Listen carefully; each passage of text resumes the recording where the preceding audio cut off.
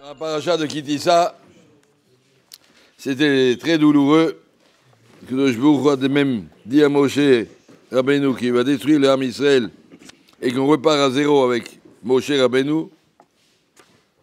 Moshe a supplié Vaïchal Moshe, il a supplié que le Jbour a écouté, a accepté la tfila de Moshe Rabbeinu. Et après,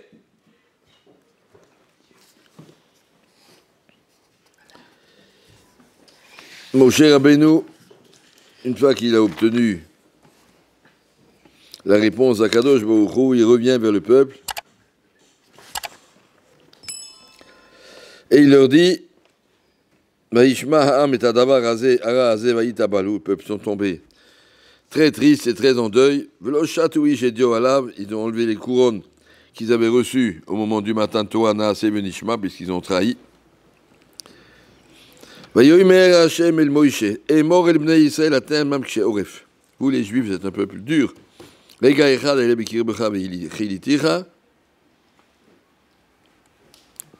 veux pas rester machrina parmi vous parce que vous n'êtes pas au niveau, ça peut faire des problèmes. Vous n'êtes pas capable de vivre à ce niveau-là. Ils ont tous fait tchouva. Ils ont compris qu'ils ont mal agi. C'est ce verset que je vais vous montrer. Moshe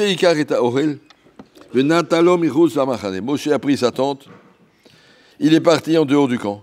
Moshe Rabbeinu a dit, je vous quitte, au revoir. Loin. Il a dit, ça c'est maintenant ma tente. C'était avant le Mishkan. Après qu'Hachem m'a pardonné et qu'ils ont fait tchouva, Moshe Rabbeinu a dit, je ne reste pas avec vous, au revoir. Je m'en vais loin. Si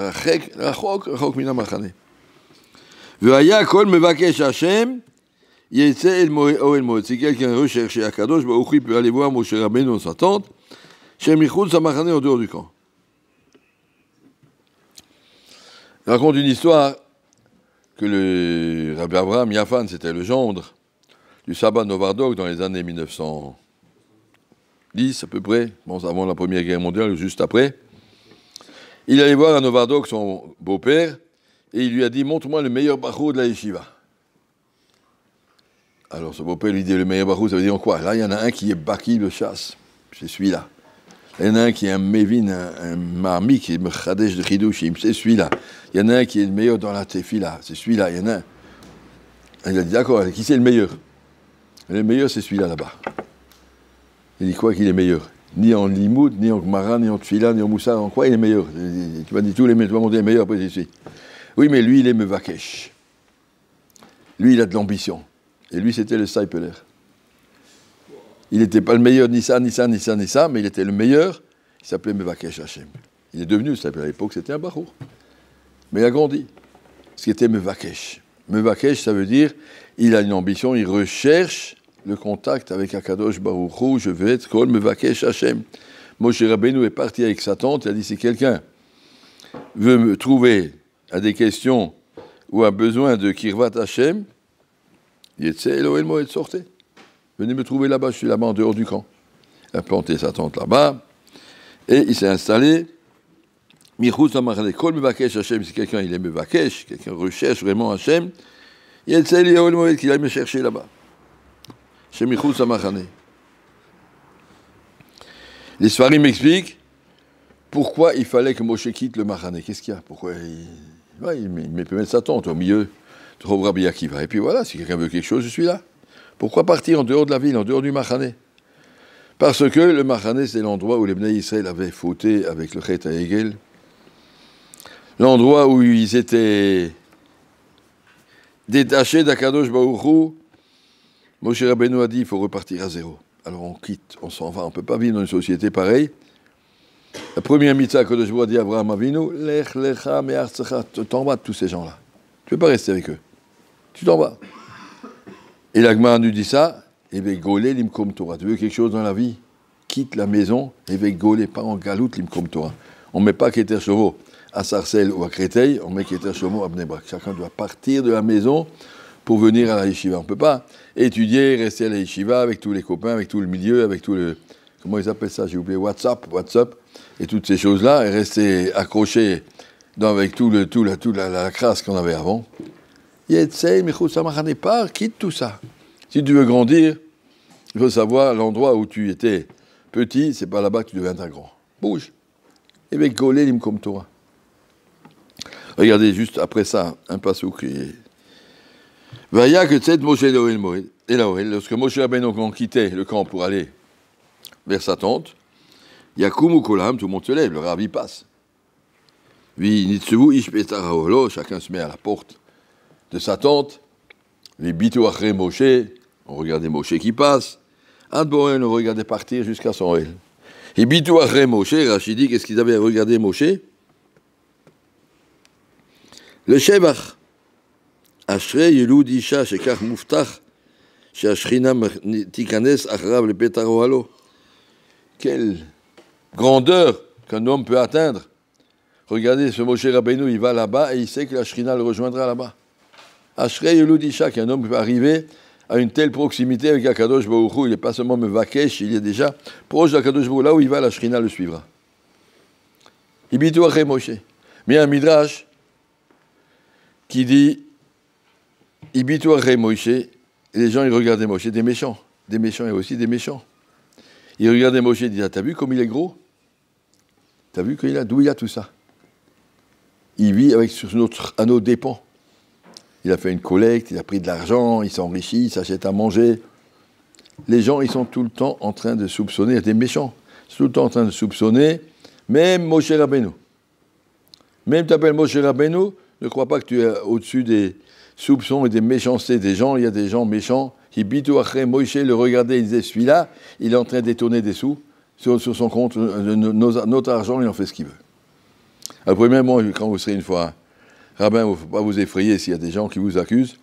Il dit, ouais, ils ont aussi accusé Moshe Rabbeinu. Il a fait partie, il y a des gens qui ne peuvent pas supporter, il y a des gens qui sont comme ça supérieurs, donc ils sont obligés de les descendre. Au lieu que moi je grandis, je descends l'autre. Ouais, c'est plus facile. Mais deuxièmement, il faut comprendre qu'il y a dans la personne humaine un sentiment comme ça de ne pas vouloir accepter la supériorité de l'autre. Il faut faire attention sur soi-même.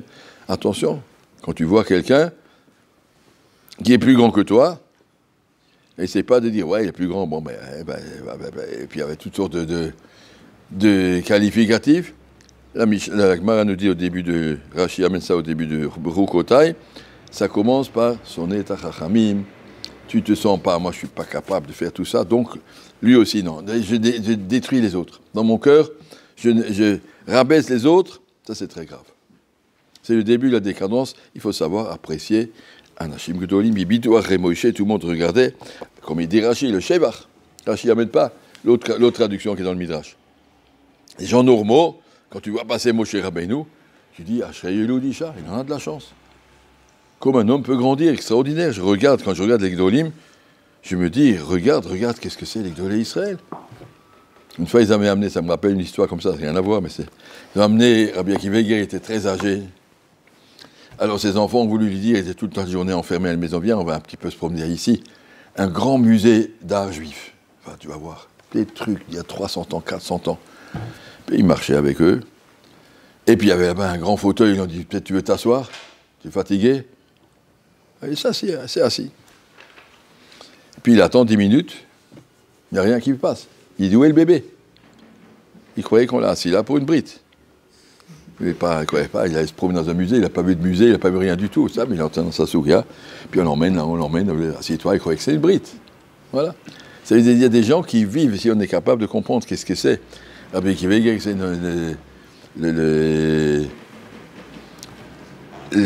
tous nos gdolim, toutes les générations sont des gens qui vivent, Mevakesh Hashem, qui vivent en Kirvat Hashem en permanence. Ils sont en permanence en Kirvat Hashem. J'ai déjà raconté cette histoire. Rabbi Akiva Eiger, quand il avait donné sa fille en mariage au Khatam Sofer. Khatam Sofer, c'était le gendre de Rabbi Akiva Eiger. Et la femme du Khatam Sofer est décédée. Et Khatam Sofer a dit, on ne dit rien à Rabbi Akiva Eiger, il est trop vieux, il ne le saura pas, il habite à Posen, nous on habite à Presbourg, c'est trop loin, il ne le saura pas. Donc on ne lui a pas dit. Et entre-temps, Khatam Sofer s'est remarié, et entre-temps, beaucoup d'années ont passé, et une fois, Rabbi Akiva Eiger, il écrit une lettre à Khatam Sofer, pour une raison de, je sais pas quoi, de congrès mondial, je sais pas, je suis obligé de voyager, donc je passerai Shabbat chez vous, sur le chemin. Et sa femme, elle lui dit, qu'est-ce qu'on va faire? Khatam Sofer, il dit, t'inquiète pas, je m'occupe de lui. Et je m'occupe de lui, ça voulait dire quoi? Pendant tout le Shabbat, ils ont parlé d'Ivret Torah, tout, Khatam Sofer parlait de Rabbi Akiva Eiger et vice-versa, c'était une chose extraordinaire. Et puis après, avant de partir, dimanche matin, au Motzei Shabbat, Rabbi Akiva Eiger, il dit, je peux voir Chana, je ne sais pas comment elle s'appelle, oui, vous pouvez lui donner une bracha. Il dit, pas de problème, mais le Khatam Sofer dit, Chana, allez, viens. Elle se met à côté de la porte, et le Rav donne beaucoup de brachot, que tu sois oré, toi et tes enfants, etc. Et puis elle s'en va, et après, Rabbi Akiva Eiger est parti, et Madame Khatam Sofer dit, t'as pas eu peur qu'il va voir que c'est pas sa fille? Il a dit, celui qui lit les tchouvot de Rabbi Akiva Eiger, il comprend que cet homme de sa vie n'a jamais vu quelle forme et quel visage ils ont ses filles. Il n'a jamais regardé une femme de sa vie, même pas ses enfants. Il ne sait même pas de quoi elles ont l'air. Elle ne t'a pas regardé à toi, il n'a jamais regardé sa fille. Celui qui voit la Kedusha, qui est dans les tchouvot de Rabbi Akiva Eiger, il comprend à quel niveau il vit. Ça qu'on parle de Vakesh Hashem. Vakesh Hashem, c'est des gens qui vivent au-dessus du Kwachanetet, de tout ça. Comprendre à quel niveau on a nos Gdolim, on n'a pas besoin de les critiquer, Khalila, de regarder dans de l'argent et de détourner, Khalila, fais pas attention à des choses pareilles. Regarde à quel niveau ils se placent, et Gdolé Israël sont des Gdolim, Kedoshim, Vakesh Hashem, et ça doit être notre exemple dans la vie.